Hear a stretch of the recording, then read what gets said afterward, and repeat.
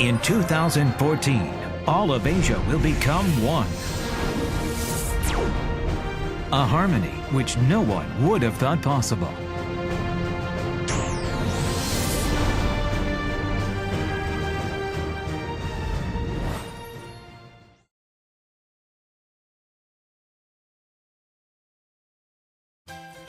제14회 2022 부산 아시안게임은 대규모 국제 행사로서 부산을 알리고 부산이 국제적인 도시로 거듭나는 데 큰 기여를 했습니다.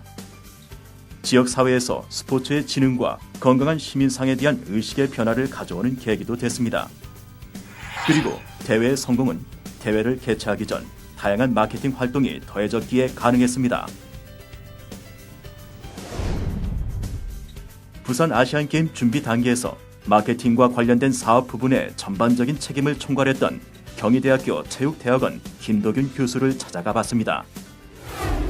2002년은 한국에 이제 스포츠 마케팅이라는 개념이 그 당시에 막 들어와서 한참 붐이 되던 시기였기 때문에 일단 아시안게임 조직위에서 일하시는 분들 자체가 대부분 시나 군에서 파견 나오신 그러한 분들이었기 때문에 그러한 대회에 대한 인식 자체가 너무나 낮고 또 아시안게임의 마케팅이라는 개념 자체를 너무나 몰랐기 때문에 그러니까 부산에서 대회를 주최를 했으니까 모든 권한을 다 부산이 가지고 있다 하는 그런 인식들을 좀 가지고 있어서 그러다 보니까 OCA하고 사업적인 측면에서는 상당히 좀 어려운 점들이 많았었습니다. 그래서 특히 이제 아시안게임을 유치를 할 때 부산시에서 조직위와 계약서에 보면 여러 가지 협약들에 대한 내용들을 맺었는데 그러한 내용들을 자세히 이해하지 못하고 그냥 대회를 우리가 주최하니까 우리가 마음대로 하면 된다 하는 그런 생각들이 굉장히 팽배했었습니다.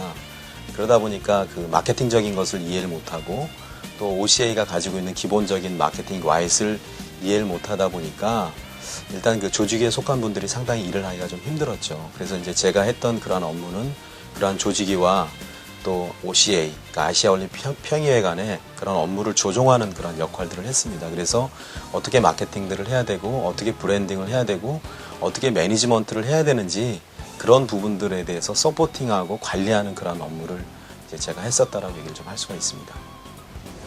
그렇다면 부산 아시안게임이 성공적인 대회가 될 수 있었던 이유는 무엇일까요?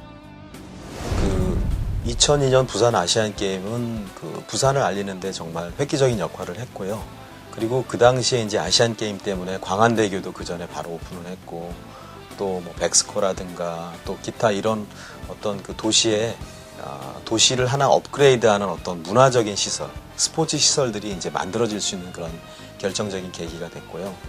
그 다음에 또 가장 많은 국가가 올 수 있는 그런 대회가 됐었고 또 그 다음에 어떤 시민들의 의식을 우리 부산이 정말 큰 도시구나 하는 그런 시민들의 자긍심을 고취할 수 있는 아주 좋은 계기가 되었었다라고 생각을 합니다. 특히나 북한 팀이 한국을 그렇게 대량 또 응원단이 대거 방문을 해서 어떤 전 세계적인 어떤 이슈라든가 또 이목들을 받을 수 있는 것이 하나의 성공적인 대회가 될 수 있던 계기가 되었다고 생각을 합니다.